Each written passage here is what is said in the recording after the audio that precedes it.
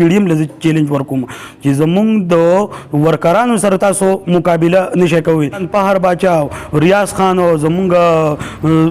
موجوده امیدوار کامران خان چې دی د هغې خو لا پرېږده تاسو د بونیر ورکرانو سره تاسو مقابله نشئ کوئ. انشاءالله تعالی که خیر را روان مستقبل چې دی د پی ټي آی ورکرانو ته وایم چې پوره کته پورته کوم را روان مستقبل هم زمونږ دی سبا چې دی انشاءالله هم ستاسو دی لږه سخته دی انشاءالله دا وخت په تیر شي. عمران صاحب زه به تاسو ته لومبې دا خبره وکړم چې زمونږ د پارټۍ د پرېښودو هېڅ قسمه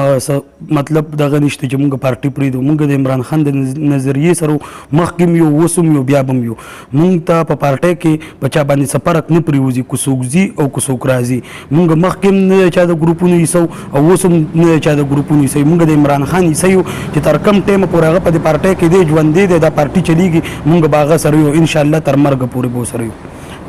او بله پارټۍ کې به کوم معلومات زه عمران صاحب زه د کالج د لیول نه مطلب جرنل سیکرټري پاتې شوی یم الحمدلله. خدای پاک را باندې دومره عزت دومره د هغه لاک لاک شکریا ادا کوم چې زه اوس نن سبا په ملکن ډیویژن کې انفارمیشن سیکرټري یم ترجمان یم د غون ملکن انصاف سټوډنټ فیډریشن. د دې نه مخکې به کوم موضوع پاتې د دې نه مخکې په ضلع کې په 3 پیره جرنل سیکرټري پاتې شوم بیا د چمله کالج انصاف سټوډنټ فیډریشن صدر پاتې شوم بیا د هغې جرنل سیکرټري پاتې شوی د انصاف سټوډنټ فیډریشن چمله کالج. دې نه علاوه تاسو یوت بالکل جی زه د یوت ایم این اے 3 پیره په بونیر کې پاتې شوم او الحمدلله هغه اعزاز هم په بونیر کې ماته حاصل دی. نور خلک چې دی په بونیر کې یو پیره پاتې زما 3 ټینې وره په ایم این اے بونیر کې پوره کړل لکه مطلب 3 ټینې وره زه ایم این اے پاتې شوم د یوت د پاکستان. مناسب پیدا راته ووایئ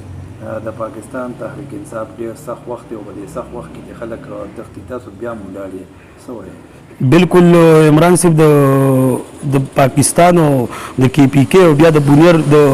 پارټۍ چې کوم حالات دي هغه د چا نه پټ پناه نه دي. الحمدلله مونږ مخکې عمران خان سره ولاړ یو او اوس هم یو. اوس دا پارټي چې په کوم وخت دی نو چې پارټي او خلک ورکران چې ته څومره مطلب چیړې څومره دغه کوي دا یو سپرینګ دی دا دباویږي دا په بره زور کې سپرینګ په بره زور کې خو په کته زور نه کې. عمران خان د ورکر هم دغه مثال دی چې ته ورله مطلب څومره خبرې ورته کوې دوی دومره دباویږي دوی دومره پریشر کې راځي او الحمدلله دوی دومره جذباتیان کېږي چې د هغې هغه جذبات بیا د کنټرول نه.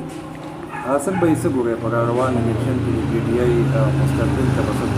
عمران صاحب دا موجوده حالات چې دي دا چا نه پټ پناه نه دي. تحریک انصاف په پاکستان کې الحمدلله یو قوت دی او انشاءالله تعالی که خیر زه پی ډي ایم ته چیلنج ورکوم چې تاسو مطلب ټول بیا مطلب تاسو به جدا جدا الیکشن لړاوئ تاسو آل پاکستان کې الیکشن د سبا نه اناونس کوي تاریخ ورکړي او عمران خان به نه کمپین کې هېڅ شی باندې کې هغه په دې جیل کې ناسي او بیا به عمران خان په 2/3 اکثریت باندې راځي. دا د چا نه پټ پناه نه دی او انشاءالله تعالی که خیر زه په دې بونیر کې ټول پی ډي ایم له یو پارټۍ له چیلنج نه ټول پی ډي ایم له چیلنج ورکوم چې زمونږ د ورکرانو سره تاسو مقابله نشئ کوئ. نو زمونږ د بونیر لیډران پهر باچا ریاض خان او زمونږ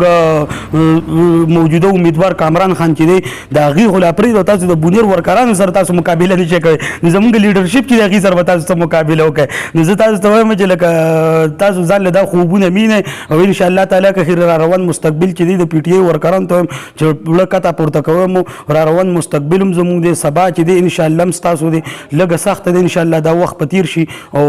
خدای پاک په مونږ باندې ښه وخت راولي او دا به انشاءالله تعالی که خیر د ټول د بونیر او بیا د پاکستان چې څومره زمونږ د پاکستان عوام دی انشاءالله تعالی که خیر د پی ټي آی یو اکثریتي وخت را روان دی.